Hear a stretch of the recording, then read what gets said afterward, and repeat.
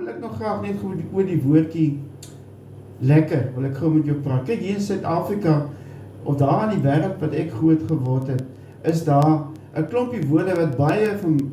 meeste van die tyd uniek is in daardie wêreld, of kan ek mens sê, dit word miskien in daardie wêreld meer gebruik as op ander plekke. En ek dink nou sommer aan woorde, wonderlike Afrikaanse woorde soos baldiep.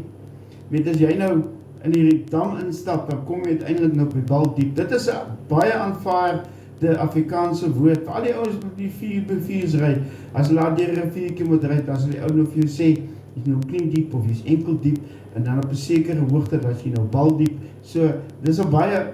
beskrywende woordjie daar. Ander woordjies wat ook baie byval vind, is, want jy kry dit dan, maak ons balbuiters, en dit is 'n goggaatjie, gewoon so groot, hy so 10 keer of 20 keer groter as 'n muur, maar ek sal vir jou sê, as hy dan hier so onder jou broekspype inkruip, dan byt hy vir jou baie seer, en hy word dan nou 'n balbuiter genoem. En so ek weet nie waar die mens nog balbuiters kry nie, maar dit is in Namakwaland, was dit 'n ding waarvan ons altyd versigtig was,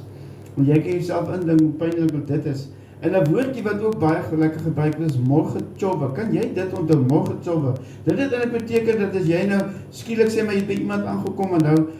eet jy sommer,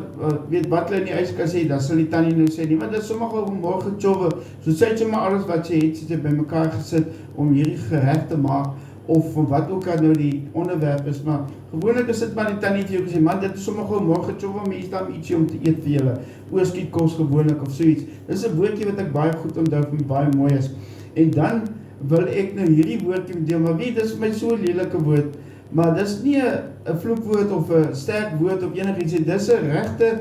woord in mediese terme, dis die woordjie etter. Jy ken mos nou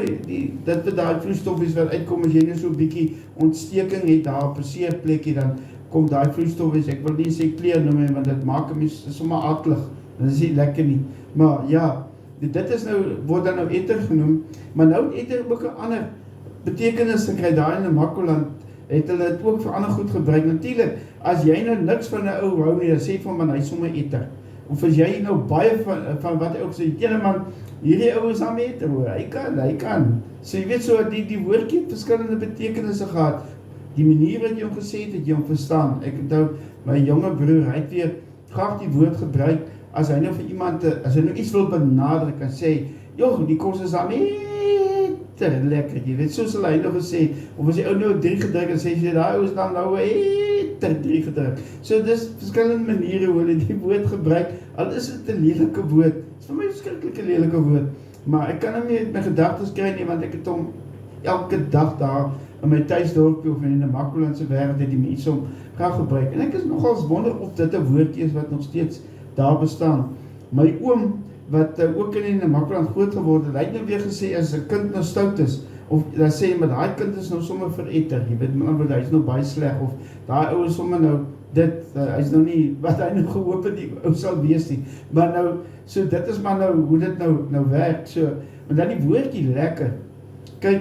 lekker is een van die woorde in Afrikaans, wat seker die meeste gebruik word, man, daai is dan sommer 'n lekker ou, jy weet, daai is dan sommer 'n lekker kos, en so kan jy aangaan, en daai is dan nou 'n lekker 3 gewees, so hierdie choppie was dan nou lekker gewees, en daai slaai, dis 'n lekker slaai daar, so die woordjie lekker word baie algemeen gebruik, omtrent vir alles, en almal weet presies wat hy daarmee bedoel, so die woordjie lekker, en is vir my so 'n mooi woord, maar nou wil ek afsluit, en dis en juist hoekom ek vanaand die woordjie lekker gebruik, sommer net lekker, en ek wil afsluit, ek het 'n oom gehad, en hy het altyd gesê, dat daar's